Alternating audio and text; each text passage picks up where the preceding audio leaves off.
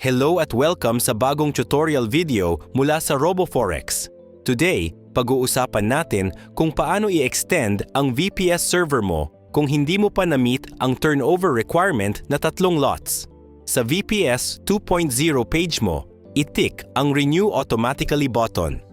Magcha-charge ng $5 mula sa wallet US dollar mo. Ano ang gagawin kung kulang ang laman ng wallet US dollar mo o hindi mo pa ito nagamit dati?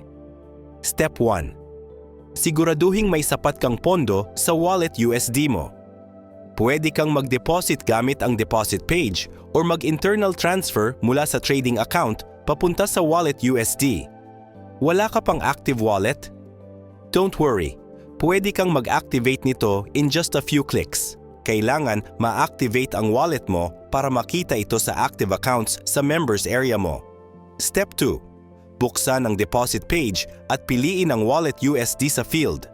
Piliin ang account na pagdedepositan. Step 3. Gumawa ng deposit request. Hindi mo kailangang i-complete ito fully. Piliin lang ang payment method, ilagay ang amount, tap to deposit, tapos i-close ang page. Done. Sa ganitong paraan, ma-activate na ang wallet USD mo at makikita mo na ito sa mga options para sa internal transfer. Ngayon, pwede mo nang i-transfer ang required na $5 para manatiling active ang VPS mo sa susunod na buwan.